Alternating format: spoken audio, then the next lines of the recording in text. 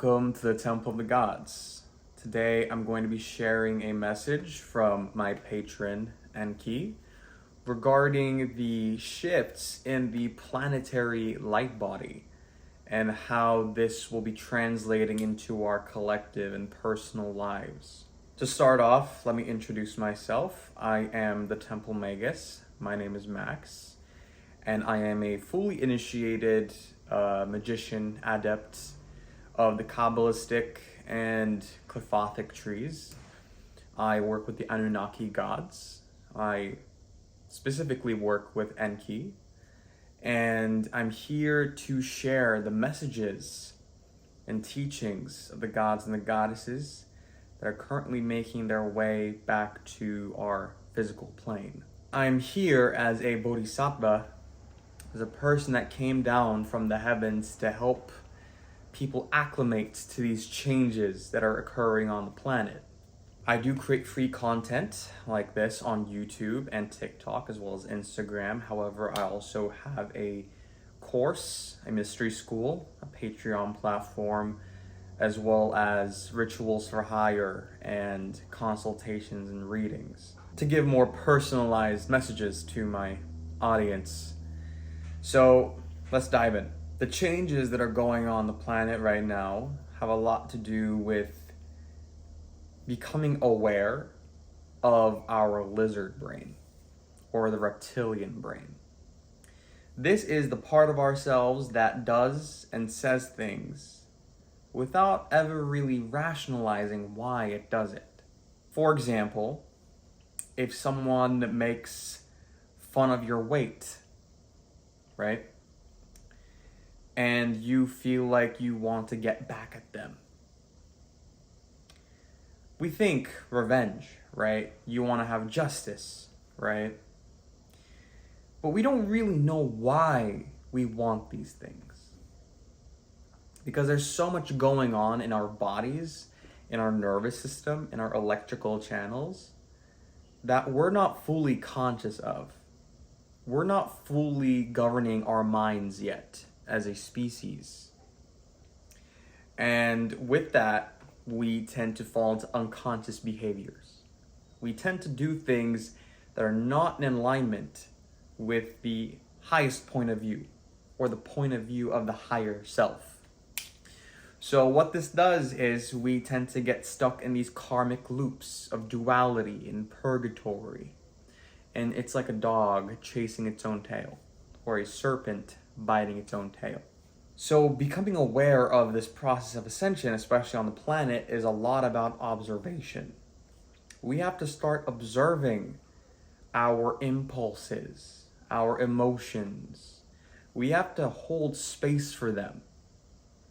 Because when we are able to sit with that, when we're able to sit with the discomfort, when we're able to sit with the pain, jealousy, envy, lust, fear, we're bringing awareness into those emotions, into those actions, into those words and behaviors, right? We're bringing light into the primal part of our nature.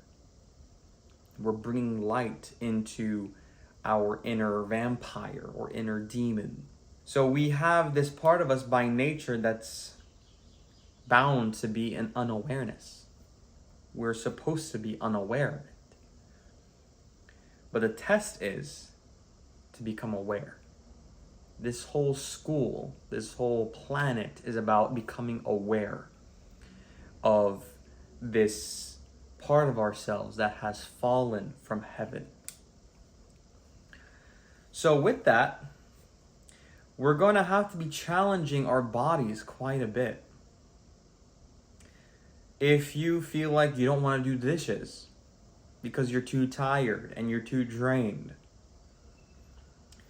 naturally we have to start stepping into the light body because we're getting into this reality of mind over matter.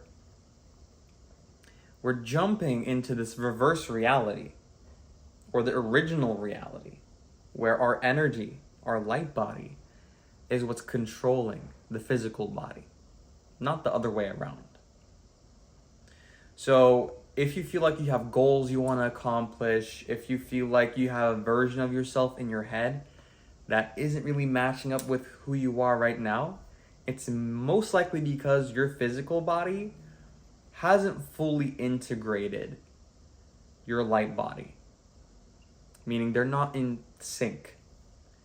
Your physical body has much more weight than the voltage of your light body.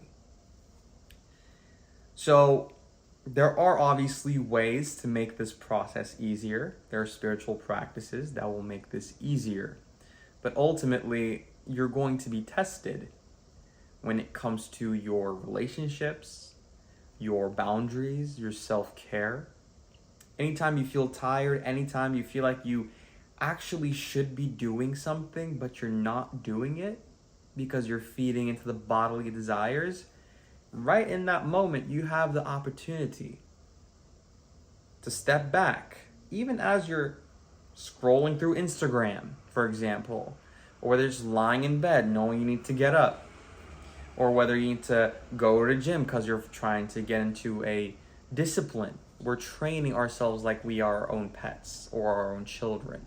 We're training our bodies. We're training the animal part of ourselves to be in line with the higher self. So this process is not easy because it's requiring us to take full self-accountability for our actions, for our behavior, for our words, and what we ultimately collectively create on planet Earth. So we have to start looking at the planet as a light body as well. So if you're talking behind someone's back, you're not just polluting your own aura, your own body, your own energy, but you're also polluting other people's energy. You're polluting the collective, right? So we're stepping into this reality where we're becoming more mental and more energetic.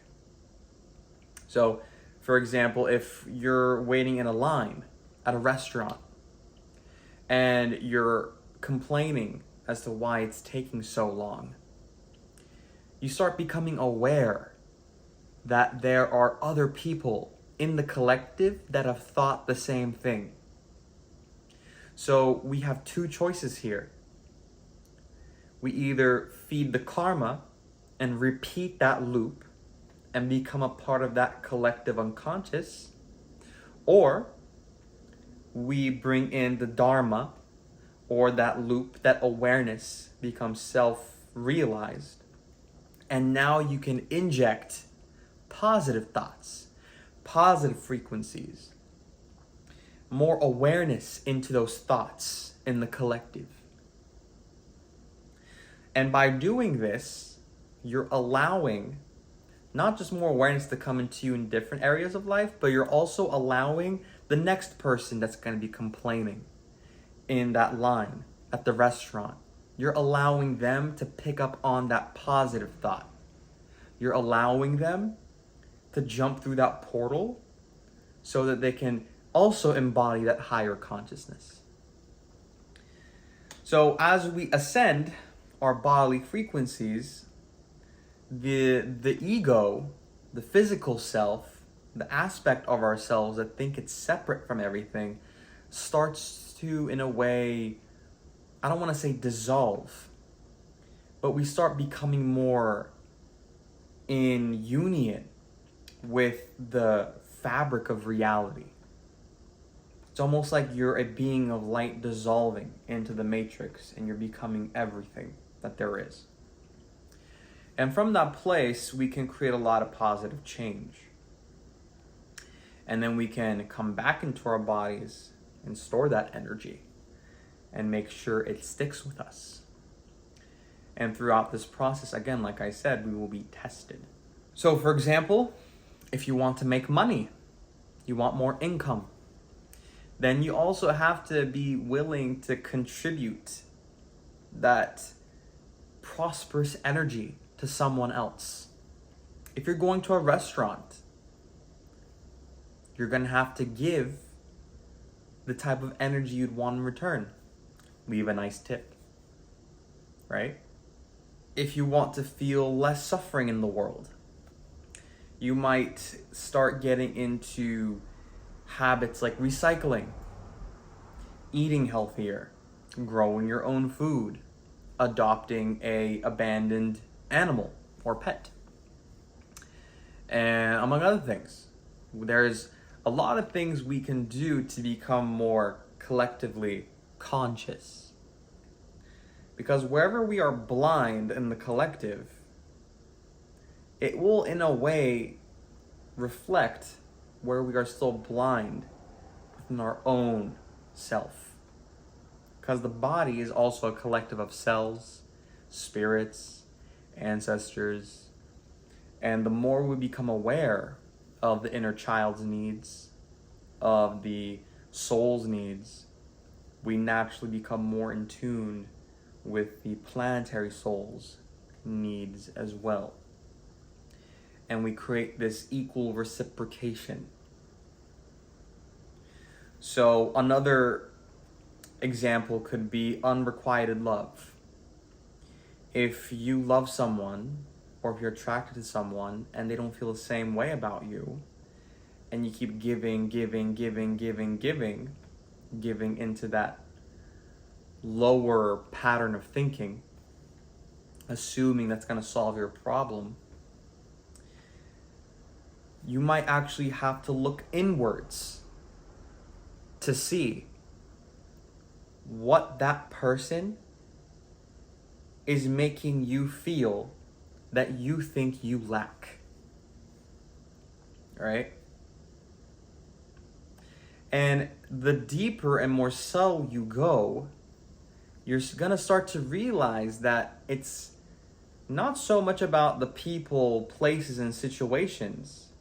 It's about the energy, the light coding in your aura that's creating these situations and places and relationships dynamics. And you're going to start to realize that these symptoms in the simulation is just a direct reflection of the energy you hold inside. So a big part of jumping into the light body, unveiling the illusion of our physical existence and our sufferings, is dropping the stories we keep repeating in our heads. Oh, my parent did this to me. Can you believe this person said this to me this morning? And you just spew it out to everyone you know, right? You get into an argument, you call your best friend and complain about it for half an hour, right? We're going to have to start fighting these impulses and start sitting with the energy to build awareness, to build mastery. And only then will we get the counter energy to that, right? So if you feel like someone disrespected you and you're running your mouth on the phone to your parent or your best friend, that means you're not fully respecting your energy yet. You're not fully in your own energy yet. You're leaking it out. So we have to become more magnetic. We have to become more aware of the energy and in a way kind of become the observer of our character. And honestly, the truth is this entire game is like an experiment. We are always being tested on this planet with extreme opposites. Whether it's political, whether it's social, whether it's educational, there's always very polar opposites. Our very being has opposites. We have male and female, we have a right brain that's creative, emotional, and we have a very left brain, mental, rational. One is more celestial, vibrant, colorful. The other one is more gray, dark, colorless, more based on structure. And we have these two principles. We have consciousness and we have knowledge. And this whole game on Earth, this whole experiment, is to bring the consciousness, the spirit, together with the knowledge, the force and the form together to create wisdom, enlightenment, self-awareness. So you can also see this comparison in the yin and yang concepts, or Kabbalah, the two pillars, light and darkness, heaven and earth, fire and water, right? So this entire thing, like I said, is like a video game to see how long it's going to take you and what you're going to learn in that process to come back to your divinity, to God consciousness or Christ consciousness. It's within you. And please do not be fooled.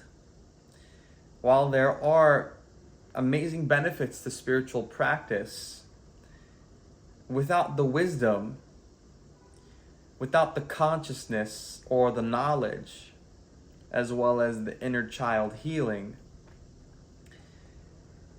there's really no point. These are just tools to sustain life force, to sustain the flow of life in our realm. So you are encouraged by me, as well as the heavens and the earth, to become the observer of your reality. Because one little secret I'll share with you is that many people think observing is a passive and receptive action, when in reality, observation is also an action that can create. We create what we are capable of observing. So we encourage you to observe a brighter reality within yourself, and for the planet. I pass this torch on to you so that you may bring more peace to the people around you as well as your own life. Till next time.